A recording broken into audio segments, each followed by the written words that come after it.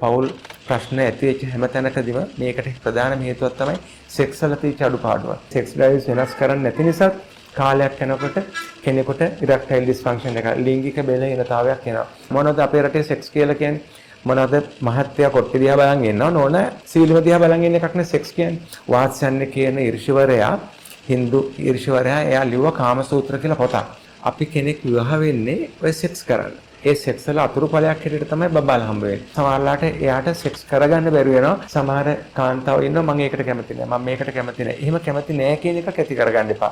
ඒක හරි අසාධාරණයි. මොකද ලිංගික ජීවිතයක් කියන්නේ මුළු පෞල් ජීවිතයක්ම. අයිඩුවන් මගෙන් මේ සායනවලදී අහන ප්‍රශ්නයක් තමයි සමහර වෙලාවට එන ප්‍රශ්නයක් තමයි බැදලා කාලයක් යනකොට සෙක්ස් කරන එක එපා වෙනවද කියන එක.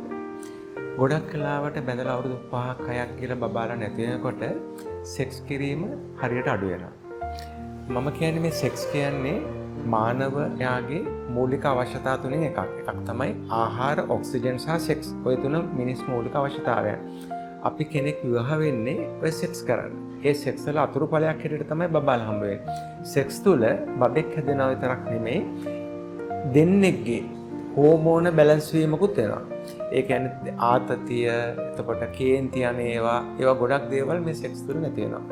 හැබැයි මේ සෙක්ස් කරන එක කාලයක් යනකොට විවාහ වෙලා කාලයක් යනකොට සෙක්ස් කරන එක ඒ දෙදෙනා අතරින් ඈත් වෙනවා. ඇයි එහෙම වෙන්නේ? මූලිකම තමයි දෙදෙනෙක් විවාහ වෙච්ච අලුත මූලිකම අරමුණ තමයි සෙක්ස්.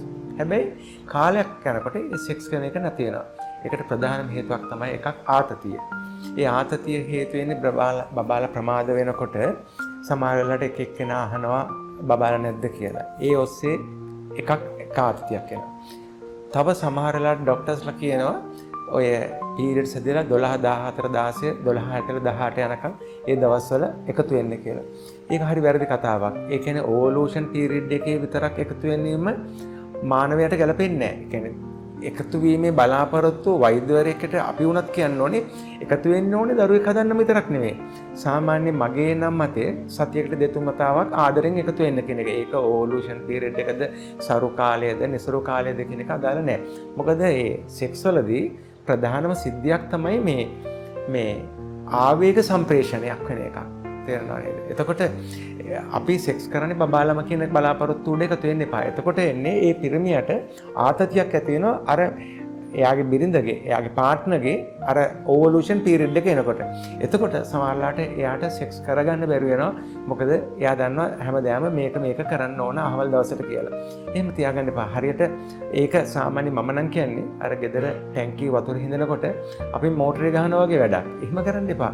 දෙන්නේ ආදරෙන් සෙක්ස් කරන ඒ සෙක්ස් වල තුර දරුවොත් හැදෙනවා. දරුවන්ට අමතරව දෙන්න අතර අන්‍යෝන්‍ය ඉන්ටිමසි එකක් සහ සම්බන්ධයක් ඇති වෙනවා.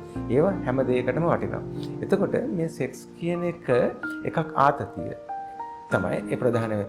ඊළඟ එක තමයි ප්‍රධානම දේ තමයි විශේෂයෙන් මේ දකුණු ආසියාතික රටවල සෙක්ස් කියන්නේ මොකද්ද?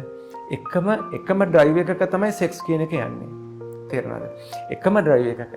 අන්න ඒක කරන්න එපා. දැන් වාත්සන්‍ය කියන ඍෂිවරයා Hindu ඍෂිවරයා එයා ලිව්ව කාමසූත්‍ර කියලා පොතක්. ඒ කාමසූත්‍ර කියන පොතේ තියෙන එකක් තමයි සෙක්ස් ඩ්‍රයිව්. අනිත් එක තමයි විනයක් ඇතුව සෙක්ස් කරන එක. සංයමයකින් සෙක්ස් කරන එක. අපි දැන් සාමාන්‍යයෙන් මේ කාමසූත්‍ර ගැන කතා කරනකොට කෙනෙක්ගේ ඔළුවට මෙන්නේ ඒක නරක අදහසක්. ඒක නිකන් කුපාඩි වන්නචර හරි මොනවා හරි නරක අදහසක්. නමුත් ඒ වාත්සන්‍ය කියන්නේ ඍෂිවරයා ලිව්වේ ඒ සෙක්ස් ඩ්‍රයිව්ස් යන හැටි, ඒවෙන් වෙන දේවල්, ඒවැ ප්‍රතිඵල, ඒවෙන් සතුටක් ඇති වෙන හැටි. මම කියන්නේ මේ කාමසූත්‍රයේ තියෙන ඒ සම්පූර්ණ සෙක්ස් ඩ්‍රයිව්ස් ටික නෙමෙයි. නමුත් ඕගොල්ලෝ හැමදාම එකම ඩ්‍රයිව් එකක නම් යනවනම් මොනවද අපේ රටේ සෙක්ස් කියලා කියන්නේ? මොනවද මහත්ය කොට්ටේ දිහා බලන් ඉන්නව නෝන සීලම දිහා බලන් ඉන්න එකක් නේ සෙක්ස් කියන්නේ. ඕක නෙමෙයි. ඔය සෙක්ස් ඩ්‍රයිව් එක මාරු කරන්න. නැත්තම් හැමදාම එකම අපි හිතමුකෝ ආහාරයක් හැටියට හැමදාම බතුයි සම්බෝලයි කනවා. එතකොටත් කාලයක් යනකොට අපිට එපා වෙනවා. එතකොට යාට සෙක්ස් වලට ආසාවක් එන්නේ. ඕක මාරු කරන්න. එක දවසක සෑන්ඩ්විච් එකක්, එක දවසකට සම්බහාලුයි තව මොනවා හරි එකක්, දවසකට ෆ්‍රයිඩ් රයිස් එකක්. අන්න ඒ වගේ සෙක්ස් ඩ්‍රයිව් එක වෙනස් කරන්න. ඔන්න ඔය සෙක්ස් ඩ්‍රයිව්ස් වෙනස් කරන්නේ නැති නිසා කාලයක් යනකොට කෙනෙකුට ඉරෙක්ටයිල් ඩිස්ෆන්ක්ෂන් එක ලිංගික බෙලහීනතාවයක් එනවා. ඒක පේන්නේ විශේෂයෙන්ම පිරිමියෙක්ගෙන් විතරයි. ওই ලිංගික බෙලහීනතාවයේ කාන්තාවන්ටත් තියෙනවා. ඒක කතා වෙන්නේ නැහැ. මොකද අර ප්‍රාණවත් වීමක් වෙන්නේ පිරිමියෙකුට විතරයිනේ. එතකොට එයාගේ පැත්තේ අඩුවක් විතරයි කතා වෙන්නේ. අනිත් පැත්තේ ඒක තේරෙන්නේ නැහැ. නමුත් ඒගොල්ලන්ගෙත් තියෙනවා. ඒක නිසා ඕගොල්ලෝ සහ ජීවනයක් ඇති කරගෙන තමන්ගේ බිරිඳයි ඔයයි අතර කොයි විදිහටද වැඩිපුරම ආස කියලා දෙන්න සමහර කියනවා. සමහර කාන්තාව ඉන්නවා මම ඒකට කැමති නැහැ. මම මේකට කැමති නැහැ. එහෙම කැමති නැහැ කියන එකක් ඇති කරගන්න එපා. ඒක හරි අසාධාරණයි. දෙන්නෙක්ගේ තමන් මධ්‍යස්ථාගයකට එන්නේ. අපි දෙන්න මෙහෙම කරමු මෙහෙම කරමු. නැත්නම් මම ඒකට කැමති නැහැ මේකට කැමති නැහැ කියනකොට එයාගේ පාර්ට්නර් වැඩිපුර කැමති දේ ඒක වෙන්නේ නැති. මොකද ලිංගික ජීවිතයක් කියන්නේ මුළු පෞල් ජීවිතයක්ම පෞල් සංස්ථාවක්ම රකින්න ප්‍රධානම තැන. ගොඩක් අපි හොයලා තියෙනවා ඔය පෞල් ප්‍රශ්න ඇති වෙච්ච හැම තැනකදීම මේකට ප්‍රධානම හේතුවක් තමයි සෙක්ස් වල තියෙච්ච අඩුපාඩුව.